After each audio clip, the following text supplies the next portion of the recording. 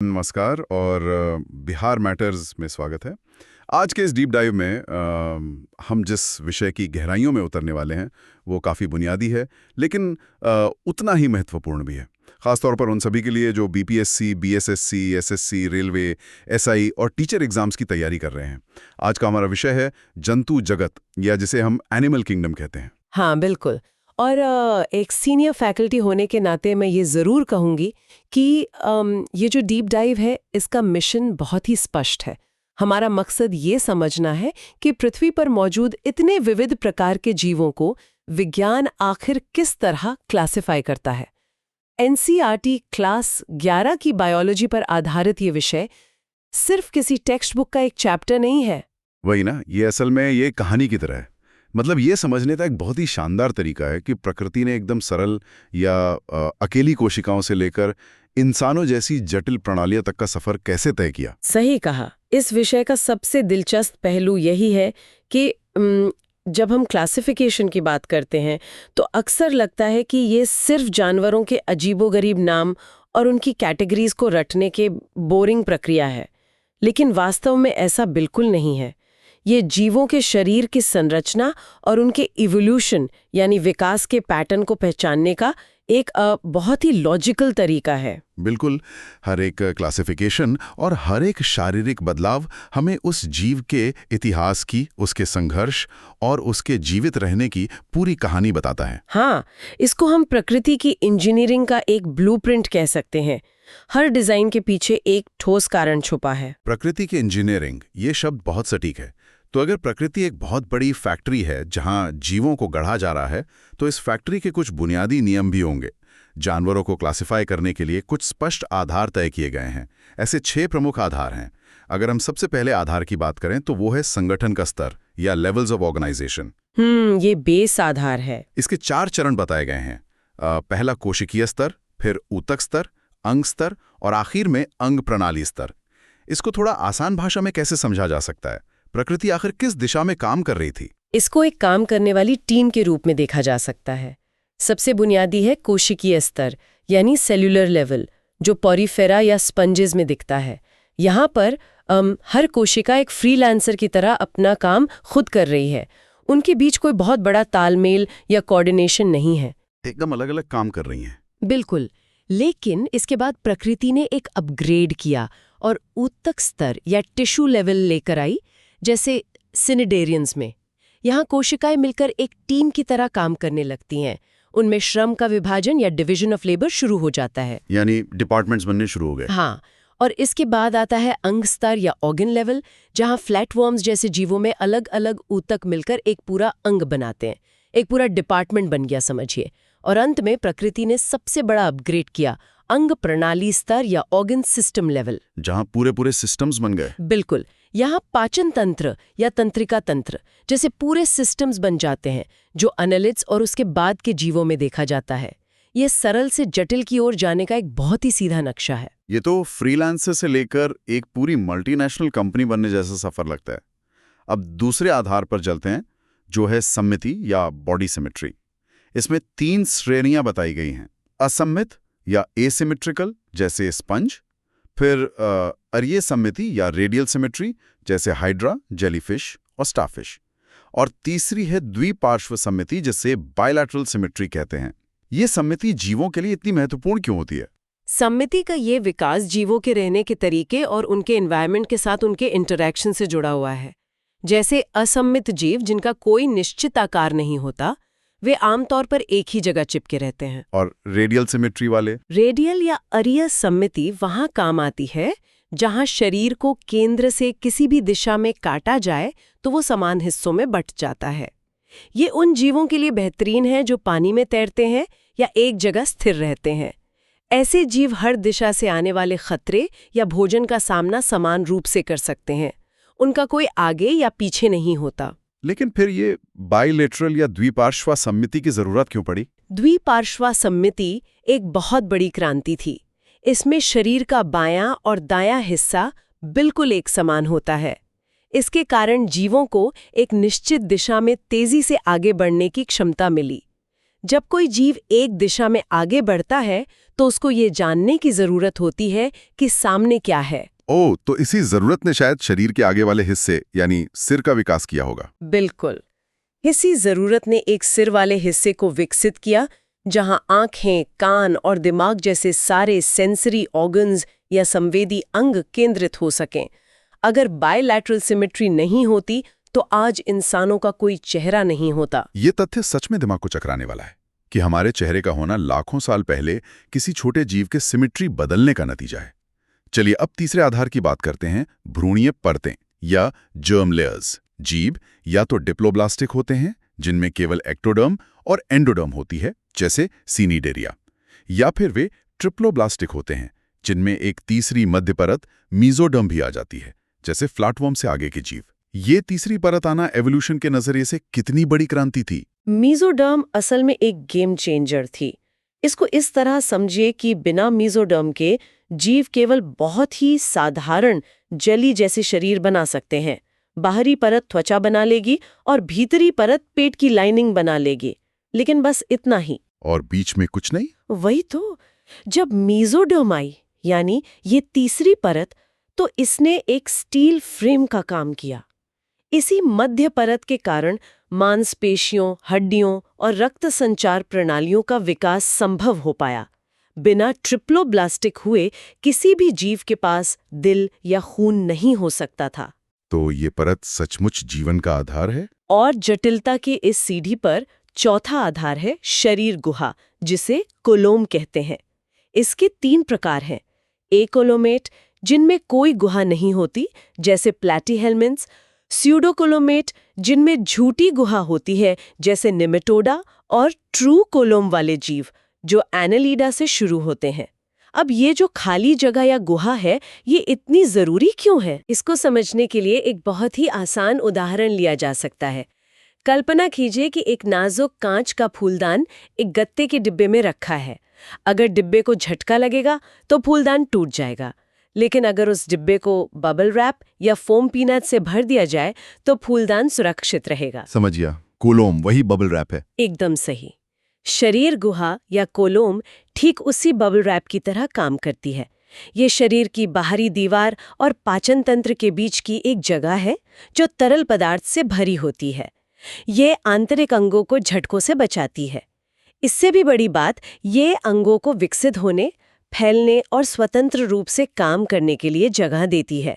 अगर कोलोम न हो तो हर बार चलने या कूदने पर दिल या फेफड़े पिचक जाएंगे। क्या बात है! बबल रैप वाला उदाहरण बिल्कुल सटीक है और कॉम्पिटिटिव एग्जाम्स की तैयारी कर रहे कैंडिडेट्स के लिए याद रखना आसान होगा।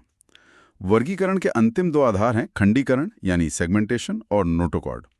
खंडीकरण तो केंचुए यानी अर्थवर्म और आर्थ्रोपॉड्स में दिखता है, और नोटोकॉर्ड कॉर्डेट्स यानी हमारे जैसे वर्टिब्रेट जीवों में पाई जाती है। खंडीकरण को एक ट्रेन के डिब्बों की तरह सोचा जा सकता है।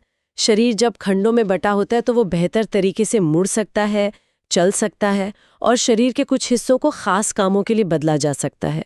वहीं नोटोकॉर्ड एक लचीली छड़ जैसी संरचना है। ये विकास के सफर में रीढ़ की हड्डी का सबसे शुरुआती रूप है, जिसने बाद में विकसित जीवों को एक मजबूत लेकिन लचीला ढांचा दिया। अब जब हमें प्रकृति की इस फैक्ट्री के सारे नियम और आधार समझ आ गए हैं, तो चलिए ये देखते हैं कि इन नियमों का इस्तेमाल करके प्रकृति ने कौन-कौन से मॉडल्स या एनिमल फाइला बनाए। शुरुआत करते हैं सबसे पुराने मॉडल से, पोरीफेरा या स्पॉन्जेस। ये सेल्यूलर लेवल वाले और एसिमेट्रिकल जीव हैं। इनमें कंकाल के रूप में स्पिक्यूल्स या स्पॉन्जिन फाइबर्स होते हैं। एनसीईआरटी में इसके उदाहरण दिए गए हैं, साइकॉन, स्पॉन्जिला और यूस्पॉन्जिया। बिल्कुल, इन उदाहरणों को ध्यान में रखना चाहिए क्योंकि एग्जाम्स में सीधे पूछे जाते हैं। लेकिन इनकी सबसे बड़ी खूबी इनकी जल नहर प्रणाली या वाटर कैनाल सिस्टम और कॉलर कोशिकाएं, जिन्हें चुआनोसाइट्स कहते हैं, वो हैं। ये सिस्टम आखिर काम कैसे करता है? चूंकि पोरीफेरा के पास कोई अंग नहीं होते, न मुंह, न पेट, न फेफड़े, तो वे जिंदा कैसे रहते हैं? इनकी जल नहर प्रणाली ही इनके लिए सब कुछ है। इनके शरीर में बहुत सारे छोटे छोटे छिद्र होते हैं। पानी इन छिद्रों से अंदर आता है और एक बड़े छिद्र से बाहर निकल जाता है। अब जो चुआनोसाइट्स या कॉलर कोशिकाएं हैं, उनमें छोटे छोटे चाबुक जैसे हिस्से होते हैं जो लगातार हिलते रहते हैं। और इस हिलने से पानी का बहाव बनता है। हाँ, और जब पानी अंदर से गुजरता है तो ये कोशिकाएं पानी में मौजूद ऑक्सीजन और भोजन के छोटे कणों को छान लेती हैं और वेस्ट को बाहर बहने देती हैं। ये अपने आप में एक जीवित, सांस लेती हुई फिल्टरिंग मशीन है। आइडियल सिमेट्री वाले जीव हैं जिनमें टिश्यू लेवल आ गया था।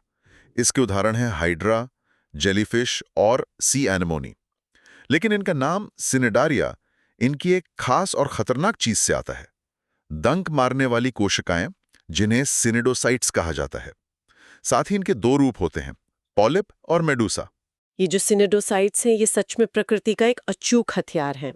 इन कोशिकाओं के अंदर एक तरह का बहुत ही सूक्ष्म कॉइल किया हुआ हार्पून या तीर होता है। जैसे ही कोई शिकार या दुश्मन इन्हें छूता है, ये तीर माइक्रोसेकंड्स में बाहर निकलता है और शिकार के शरीर में जहर इंजेक्ट कर देता है। यही कारण है कि जेलीफिश का डंक इतना दर्दनाक होता है। और ये जो दो रूप हैं इनके, पॉलिप और मेडूसा, इनमें क्या अंतर है? पॉलिप रूप एक ही जगह स्थिर रहता है, बिल्कुल एक पेड़ की तरह, जिसका उदाहरण हाइड्रा है, जबकि मेडूसा रूप छतरी के आकार का होता है और पानी में स्वतंत्र रूप से तैरता है, जैसे जेलीफिश। ये एक ही फाइलम में जीवन जीने के दो बिल्कुल अलग अलग तरीके हैं। बहुत ही दिलचस्प। इसके बाद बात आती है प्लैटीहेल्मिन्थीज या चपटे कृमियों की, जिन्हें फ्लैटफॉर्म्स भी कहते हैं। यहाँ प्रकृति ने पहली बार द्विपार्श्व सममिति या बायलैटरल सिमेट्री और ट्रिप्लोब्लास्टिक होने का प्रयोग किया। प्लेनारिया, टेपवर्म और लिवर फ्लूक इसके उदाहरण हैं। लेकिन ये एसीलोमेट हैं, यानी इनमें कोई शरीर गुहा नहीं है। क्या इसी वजह से इनका शरीर चपटा होता है? और इनमें से कई परजीवी या पैरासिटिक क्यों होते हैं? आपने बिल्कुल सही पॉइंट पकड़ा। चूंकि इनके पास कोलोम नहीं है और कोई रक्त संचार प्रणाली भी नहीं है, इसलिए ऑक्सीजन को शरीर की हर कोशिका तक पहुंचाने का केवल एक ही तरीका था, हर कोशिका को एनवायरनमेंट के सीधे संपर्क में रखना। और ऐसा तभी हो सकता है जब शरीर बिल्कुल चपटा हो, एक रिबन की तरह। तो इसीलिए इनको चपटा होना पड़ा। और पैरासाइट होने का क्या कारण है? अब चूंकि इनका शरीर इतना सरल है, इनमें से कई ने पैरासिटिक जीवन शैली अपना ली। उन्होंने एक तरह से सोचा कि अपना खाना खुद क्यों पचाना, जब हम किसी और जीव जैसे इंसान या जानवर की आंतों में रहकर उनका पचा हुआ खाना सीधे अपनी त्वचा से सोख सकते हैं। टेपवर्म और लिवर फ्लूक इसी के उत्कृष्ट उदाहरण हैं। इसका मतलब चपटकृमि 3D शरीर बनाने की पहली कोशिश थे, लेकिन पूरी तरह सफल नहीं हुए। इस समस्या को सुलझाने के लिए अगला फाइलम आया, नीमेटोडा या राउंड वर्म्स। इनका शरीर बेलनाकार होता है और ये सूडोसीलोमेट होते हैं। अस्कैरिस, हुकवर्म और वुचेरेरिया इसके अहम उदाहरण हैं। लेकिन यहाँ एवोल्यूशन का एक बहुत बड़ा विकास देखने को मिलता है। इनमें एक पूरा पाचन तंत्र या कंप्लीट डाइजेस्टिव सिस्टम मौजूद होता है। ये इतना बड़ा अपग्रेड क्यों माना जाता है? एक पूरा पाचन तंत्र जिसमें मुंह और गुदा अलग अलग हों, वो बायोलॉजी में एक असेंबली लाइन के आविष्कार जैसा था। फ्लैटवर्म्स या हाइड्रा में भोजन उसी एक रास्ते से अंदर आता था जहां से वेस्ट बाहर जाता था। इसका मतलब है कि वे एक समय में केवल एक ही काम कर सकते थे, या तो खाना या वेस्ट निकालना। यानी एफिशिएंसी बहुत कम थी। बिल्कुल। लेकिन नेमेटोडा के इस नए डिजाइन ने सब बदल दिया। अब खाना मुंह से अंदर आ सकता था, एक लंबी नली में अलग अलग चरणों में पच सकता था और बेकार हिस्सा दूसरे सिरे से बाहर निकल सकता था। इससे ये जीव लगातार खाना खा सकते थे और बहुत अधिक ऊर्जा प्राप्त कर सकते थे। प्रकृति की इस असेंबली लाइन में अगला फाइलम है एनालिडा। केंचुआ, लीच और नेरिस इसके उदाहरण हैं। यहाँ पहली बार ट्रू कोइलोम या पूरी तरह से विकसित शरीर गुहा देखने को मिलती है। इनका शरीर खंडित या सेगमेंटेड होता है, लेकिन इनकी एक और बड़ी खासियत है, एक बंद परिसंचरण तंत्र या क्लोज्ड सर्कुलेटरी सिस्टम। ये बंद प्रणाली इन जीवों के लिए क्या मायने रखती है? बंद परिसंचरण तंत्र का सीधा सा मतलब ये है कि खून अब सिर्फ शरीर के अंदर खुली जगह में ऐसे ही नहीं बह रहा है, बल्कि वो ब्लड वेसल्स या रक्त वाहिकाओं के एक बंद नेटवर्क में बहता है। इसको हमारे घरों की प्लम्बिंग या पाइपलाइन की तरह समझा जा सकता है। हाँ, पानी और पाइप वाला सिस्टम। हाँ, जब पानी एक बंद पाइप में बहता है तो हम उसका प्रेशर बढ़ा सकते हैं और उसे बहुत तेजी से किसी भी मंजिल तक पहुंचा सकते हैं।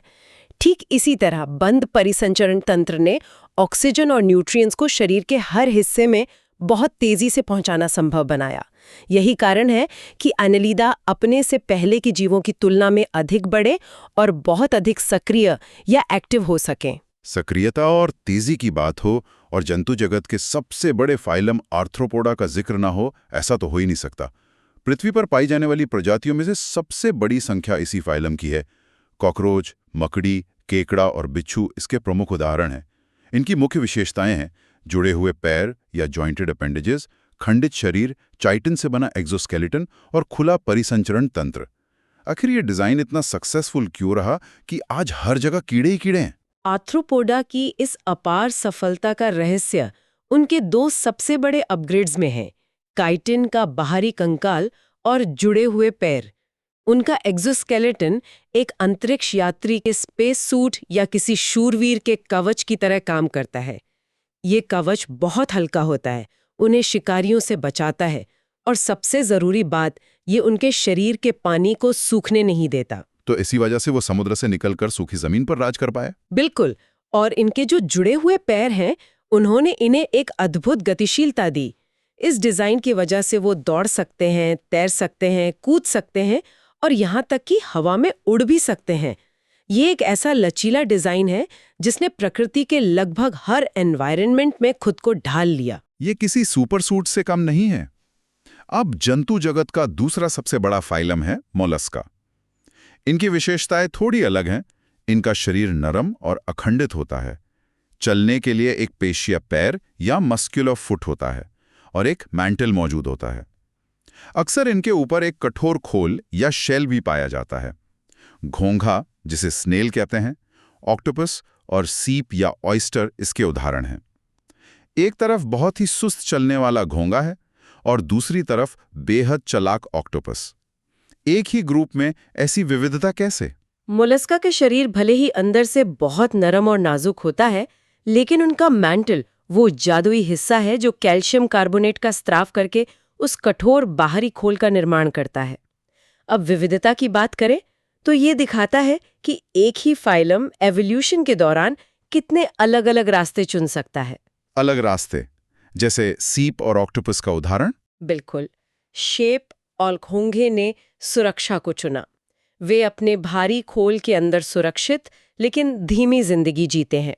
वहीं ऑक्टोपस ने गति और बुद्धिमत्ता को चुना। उसने अपने भारी खोल को पूरी तरह से त्याग दिया, जिससे वो अविश्वसनीय रूप से फुर्तीला हो गया और शिकार करने के लिए उसने एक अत्यधिक विकसित मस्तिष्क का निर्माण किया। यह एक ही बुनियादी डिजाइन के दो बिल्कुल विपरीत उपयोग हैं। बहुत ही शानदार विश्लेषण। इसके बाद आता है एचिनोडर्माटा।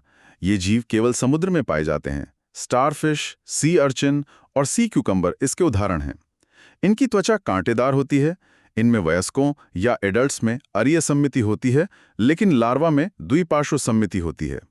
इनकी सबसे अनोखी चीज है इनकी जल संवाहनी प्रणाली या वाटर वैस्कुलर सिस्टम। अब ये प्रणाली पोरिफेरा की वाटर कैनाल सिस्टम से अलग कैसे है? पोरिफेरा का सिस्टम तो सिर्फ पानी को छानने के लिए था, लेकिन इकाइनोडर्माटा की जल संवाहनी प्रणाली एक हाइड्रोलिक मशीन की तरह काम करती है। वे अपने शरीर के अंदर पानी के दबाव का उपयोग करते हैं। उनके पास छोटे छोटे ट्यूब फीट होते हैं जो सक्शन कप की तरह लगते हैं। और इस हाइड्रोलिक प्रेशर से वो क्या करते हैं? पानी के दबाव को बदलकर वे इन पैरों से चल सकते हैं, शिकार को मजबूती से पकड़ सकते हैं और यहाँ तक कि सीप के कठोर खोल को ताकत लगाकर खोल भी सकते हैं। और इनका जो अडल्ट होने पर अरीय सम्मिति में वापस जाना है, वो एवोल्यूशन का एक दिलचस्प कदम है। लार्वा पानी में तैरने के लिए बायलैटरल सिमेट्री का उपयोग करता है, लेकिन अडल्ट होने पर जब वे समुद्र तल पर रहते हैं तो चारों तरफ नजर रखने के लिए रेडियल सिमेट्री ज्यादा फायदेमंद हो जाती है। ठीक है, अंत में हम उस फाइलम पर पहुंचते हैं जिससे हमारा खुद का नाता है, कॉर्डाटा। इसकी मुख्य पहचान नोटोकॉर्ड का होना है। इसके अलावा dorsal nerve cord, pharyngeal slits और पोस्ट एनल टेल यानी गुदा के पीछे की पूंछ इनकी प्रमुख विशेषताएं हैं। ये सुनने में थोड़ा अजीब जरूर लगता है कि हमारे अंदर पूंछ या स्लिट्स है। सुनने में अजीब लग सकता है, लेकिन ये वैज्ञानिक सच है।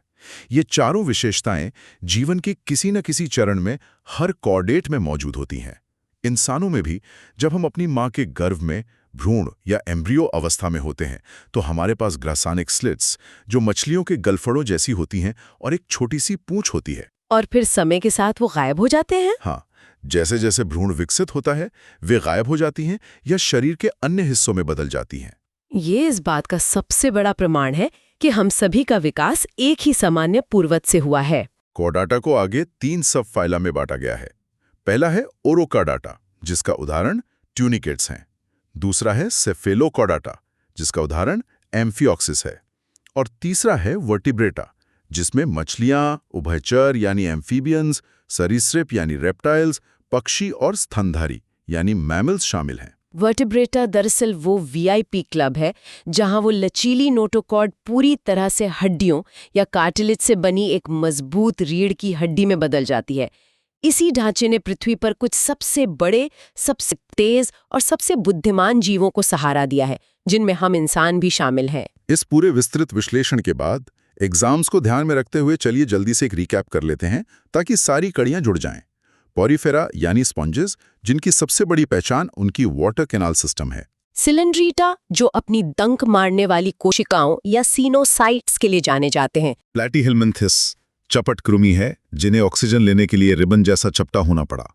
नेमाटोडा गोल कृमि है, जिन्होंने असेंबली लाइन वाला पूरा पाचन तंत्र विकसित किया। एनालिडा जैसे केंचुआ, जिनमें पहली बार बंद परिसंचारण तंत्र और ट्रू कोलोम आया। आर्थ्रोपोडा, जंतु जगत के सबसे बड़े विजेता, जिनके पास जुड़े हुए पैर और चिटिन का सुपरसूट है। मोलस्का, जो अपने नरम शरीर और उसे ढकने वाले मैंटल और शेल के लिए जाने जाते हैं।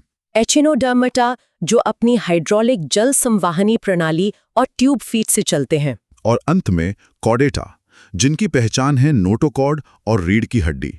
इस पूरी चर्चा को समेटते हुए ये बात एकदम स्पष्ट हो जाती है कि जीवों का ये वर्गीकरण केवल एक लिस्ट नहीं है जिसे रटा जाए। ये असल में जीवों के विकास का एक स्पष्ट नक्शा है।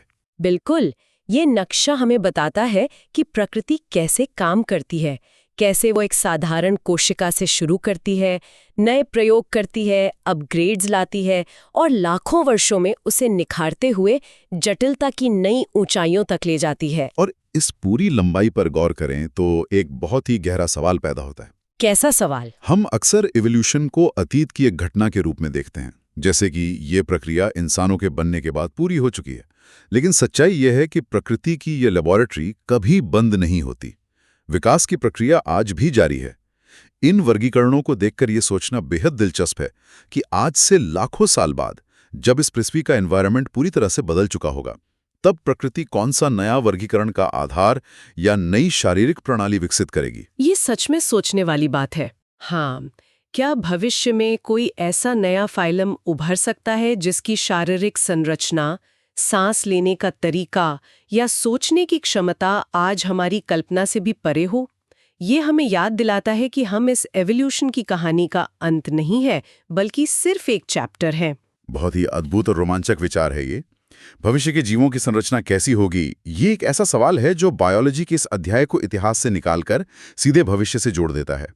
कैंडिडेट्स को इन सभी तथ्यों को सिर्फ एग्जाम क्लियर करने के लिए नहीं, बल्कि इस नजरिए से देखना चाहिए। बिल्कुल, कॉन्सेप्ट क्लैरिटी सबसे ज्यादा जरूरी है। तो इस डीप डाइव के माध्यम से जंतु जगत के क्लासिफिकेशन की इस यात्रा में हमारे साथ शामिल होने के लिए धन्यवाद। बीपीएससी, बीएसएससी, एसएससी और अन्य एग्जाम्स की तैयारी करने वालों को सलाह है कि वे इन मुख्य बिंदुओं और उदाहरणों को अच्छे से रिवाइज करें। अगले सेशन तक प्रकृति के इन चमत्कारों को समझते रहें। बिहार मैटर्स की तरफ से नमस्कार। नमस्कार और रिवीजन करते रहें।